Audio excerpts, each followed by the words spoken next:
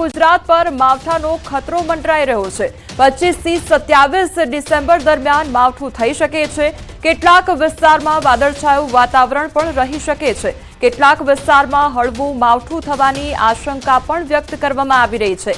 રાજસ્થાનમાં cyclonic circulation પણ સર્જાઈ શકે છે। સાયક્લોનિક સર્ક્યુલેશનના કારણે માવઠું પડી શકે છે। માવઠાની આશંકાથી રવિ સિઝન પર સંભવિત ખતરો પણ તોળાઈ રહ્યો છે। બંગાળની ખાડીની સિસ્ટમ પણ માવઠાનું કારણ બની શકે છે।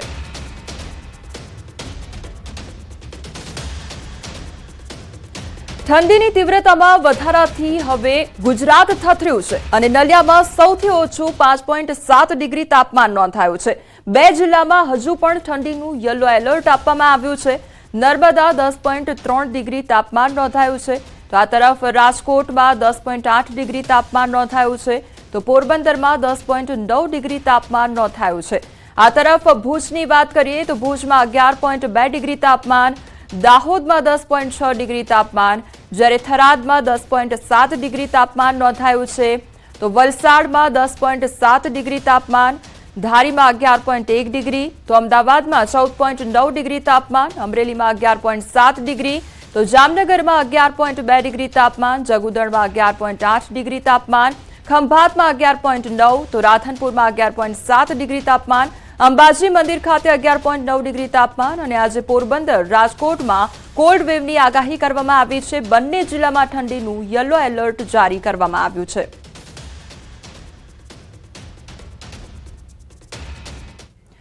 જાહેર પરિવહન સેવા જ હવે નિષ્ઠુર બની ગઈ છે। સુરતમાં બીઆરટીએસ ચાલકની ઘોર બેદરકારી સામે આવી છે। બસ ચાલકે માનવતાને જ શરમમાં નાખી દીધી હોય તે પ્રકારની આ ઘટના સામે આવી છે। પ્રવાસીનો બીઆરટીએસના ગેટમાં પગ ફસાઈ જાય છે અને પ્રવાસીનો પગ ગેટમાં ફસાયો ત્યારે ચાલકે ગેટ પણ ન ખોલ્યો તો 15 મિનિટ સુધી નિષ્ઠુર ચાલક બસ હંકારતો રહ્યો અને બસ ડ્રાઈવરની આ ગંભીર બેદરકારીને લઈ સ્થાનિકોમાં ભારે રોષ જોવા મળી રહ્યો છે। તો આ સતત વિડીયો સામે આવી રહ્યો છે જ્યાં બસ ચાલક સતત 15 મિનિટ સુધી બસ હંકારતો રહ્યો હતો। हमारी साथ हाल संवाददाता कीर्तेश जोड़ाई गया है। कीर्तेश, जे प्रमाणे आ बीआरटीएस बस चालकनी जे गंभीर बेदरकारी सामे आवी छे, प्रवासीनो पग फसाई गयो तेम छतां तेणे दरवाजो न खोल्यो, कया प्रकारनी त्यारे परिस्थिति सर्जाई हती? बिल्कुल, सूरत महानगरपालिकाए सूरतना लोकोनी सेवा માટે બીઆરટીએસ બસ શરૂ કરી છે, પણ આ બીઆરટીએસના સંચાલકો અને ડ્રાઈવરો દ્વારા શહેરના લોકોને સેવા આપવાની જગ્યા પર હેરાનગતિ તેવું લાગી રહ્યું છે। કારણ કે છાસવારે શહેરના રસ્તા પર દોડતી બીઆરટીએસ બસો અકસ્માત કરી લોકોના જીવ લેતી હોય છે, યમરાજની જેમ દોડતી હોય છે। ત્યારે ગઈકાલે ઘોડાદરા વિસ્તારમાંથી એક વ્યક્તિ બસમાં સવાર થાય છે અને હજુ તો બસમાં સવાર થાય તે પહેલા ડ્રાઈવરે દરવાજા બંધ કરી દેતા વ્યક્તિનો પગ દરવાજામાં ફસાઈ ગયો હતો। જો કે આ સમગ્ર ઘટનાની જાણ થવા છતાં ડ્રાઈવર 15 મિનિટ સુધી બસ ચલાવતો રહ્યો અને આ વ્યક્તિ પગ ફસાયેલી હાલતમાં 15 મિનિટ સુધી ત્યાં ઉભેલો જોવા મળ્યો હતો। એટલે કે અવારનવાર રજૂઆત કરવા છતાં પણ બસના ડ્રાઈવરે માનવતા નેવે મૂકી અને 15 મિનિટ સુધી બસ હકારી હતી અને નેક્સ્ટ સ્ટેશન એટલે કે આગળનું સ્ટેશન આવતા દરવાજો ખુલતા વ્યક્તિએ પોતાનો પગ ફસાયેલો બહાર કાઢ્યો હતો। એટલે કે સેવા માટે શરૂ કરેલી બસ હવે સુરતના લોકો માટે સેવા કરતા અભિશ્રાપ બનતી હોય તેવું આ ઘટના પરથી સાબિત થાય છે। જી કીર્તેશ, સમગ્ર માહિતી બદલ આપનો આભાર। ગઢડાના ઢસા ગામે ગમખ્વાર અકસ્માત સર્જાયો અને રિક્ષા અને કાર વચ્ચેના અકસ્માતમાં 2 લોકો પણ ઘાયલ થયા છે। રિક્ષા અને કાર ચાલક ગંભીર રીતે ઇજાગ્રસ્ત થયા છે। અકસ્માતના હચમચાવતા દ્રશ્યો સામે આવ્યા છે।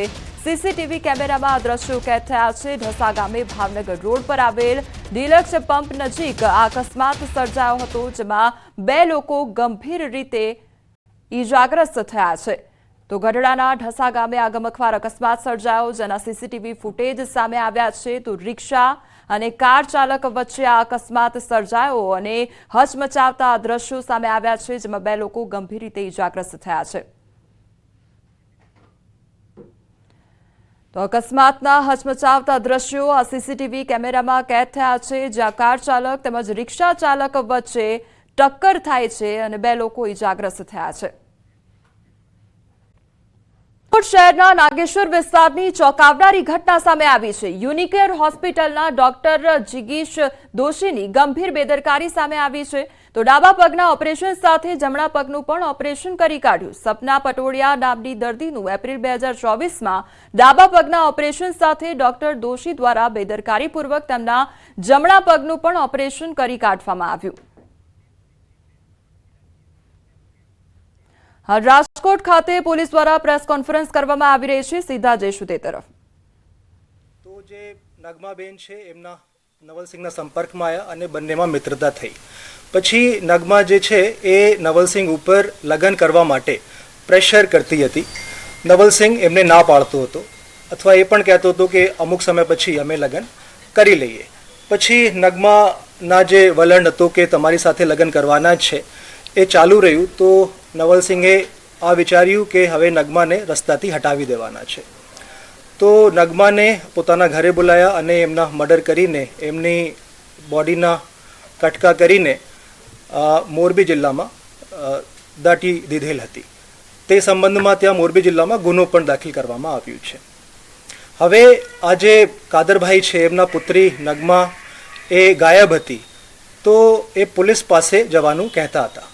નવલસિંહ પાસે એમની જે અવરજવર હતી એ ચાલુ હતી, કેમ કે નવલસિંહ ઉપર એમને કોઈ શક ના હતો. નવલસિંહ કેમ કે ભુવા હતો અને કાદરભાઈની ફેમિલી પણ તાંત્રિક વિદ્યામાં વિશ્વાસ કરતી હતી. તો એમને લાગ્યું કે નવલસિંહ જે છે અમારી સમસ્યાનું નિરાકરણ કરી દેશે. નવલસિંહ કહેતો હતો કે તમારી જે પુત્રી છે નગમાબેન એ ટૂંક સમયમાં પરત આવી જશે. પણ ફરીથી લગભગ 15થી 30 દિવસ પછી નગમા પરત નથી આવી. તો એ લોકોએ ફરીથી કીધું કે અમે પોલીસ પાસે જવાના છે. તો નવલસિંહના દિમાગમાં આ હતું કે આ લોકો પોલીસ પાસે જતા રહે તો અમારા જે આ ભેદ છે ખુલી જશે અને નગમાના મર્ડરમાં હું જેલમાં જતા રહીશું. તો આ ત્રણેય લોકોને પોતાના રસ્તાથી હટાવવા માટે નવલસિંહે આ પ્લાન ઘડ્યો. એમના જે દૂરના સંબંધી થાય છે જીગર ગોહિલ એમને અમદાવાદથી બોલાયો અને કાદરભાઈની ફેમિલીને કીધું કે જેતપુર પાસે એક દરગાહ છે, તમે ત્યાં આવી જાઓ અને ત્યાં એ તાંત્રિક વિદ્યા કરીએ. આ તાંત્રિક વિદ્યા કરવાથી તમારા જે પુત્રી છે નગમાબેન એ પરત આવી જશે અને તમારા જે આર્થિક સંકટ છે એનું પણ નિવારણ થઈ જશે અને તમારા પુત્ર આસિફ જેના લગ્ન થતા નથી એમના લગ્ન પણ થઈ જશે. તો એ લોકો ઝાંસામાં આવીને ત્યાં જેતપુર પહોંચી ગયા. ત્યાં દરગાહ પાસે તંત્રવિધિ કરી. પછી ત્યાંથી એક બીજી દરગાહ ઉપર તંત્ર વિધિ કરવા માટે અહીંયા પડધરી પોલીસ સ્ટેશનની હદમાં રામપર ગામ પાસે આવેલ અને ત્યાં અંધેરો થઈ ગયો હતો. નવલસિંહને લાગ્યું કે આ ઉચિત સમય છે. તો એમની પાસે જે ઝેરી દવા હતી એ પીવડાવીને અને આ ત્રણેય લોકોના એ મર્ડર કર્યો છે. આ જે સુસાઇડ નોટ છે એ ખરેખર નવલસિંહ ચાવડા દ્વારા ચોટીલા ખાતે ત્યાંથી કાગળ લઈને પોતાની ગાડીમાં બેસીને ત્યાં નવલસિંહે આ સુસાઇડ નોટ લખી હતી અને આમાં લખ્યું હતું કે આર્થિક સંકટના કારણે અને હોસ્પિટલમાં જે વધારે ખર્ચો અમારો થઈ રહ્યો છે એના કારણે અમે સુસાઇડ કરી રહ્યા છીએ અને આમાં કોઈ બીજાના વાંક નથી.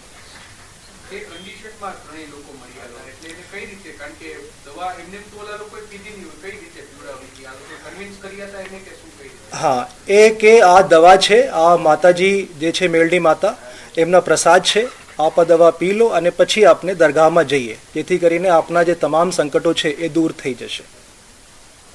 જીગર ગોહિલ છે એ એમના ભાઈની પણ હત્યા નવલસિંહે. હા, જીગરભાઈ જે છે એમના ભાઈના જે મર્ડર છે 2021માં નવલસિંહ ચાવડા દ્વારા કરવામાં આવેલ હતું. એક તો આ કારણ હતું કે જીગર પહેલી વખત અમદાવાદ સિટી પોલીસ પાસે ગયા. બીજા જે કારણ હતું કે અભિજીત જેના મર્ડર કરવાના હતા નવલસિંહ ચાવડા, અભિજીતની ઓળખાણ હતી જીગર સાથે અને જીગર ક્યારેય ઈચ્છતો ન હતો કે આ અભિજીત જે છે એમનો મર્ડર થઈ જાય. અને ત્રીજો, જીગરને આ ખબર હતી કે જે 3 મર્ડર અહીંયા કર્યા છે પડધરી પોલીસ સ્ટેશનની હદમાં, એ જીગરને બધી ખબર છે અને નવલ આ ઈચ્છે છે કે હવે જીગર પણ મારા રસ્તાથી હટી જાય. તો જીગર નેક્સ્ટ ટાર્ગેટ બની શકે એના પણ ડર જીગરમાં હતો. નવલસિંહ સાથે કેટલી હત્યામાં જીગર એની સાથે રહ્યો છે? એ 3 હત્યાઓ જે છે આમાં તો છે જ અને જે નગમાની હત્યા થઈ વઢવાણમાં આમાં પણ આનું રોલ છે. એ 4નું રોલ અત્યાર સુધીની તપાસમાં અમારી સામે આવ્યું છે. જીગર સામે કોઈ અન્ય ગુનાઓ નોંધાયેલા છે? એક ગુના એના વિરુદ્ધમાં નિકોલ પોલીસ સ્ટેશનની હદમાં નોંધવામાં આવેલું છે. એ 324 આઈપીસી મારામારીના ગુનો એના વિરુદ્ધમાં દાખલ થયેલું છે. થઈ ગયું હવે હિન્દીમાં શું કરવું?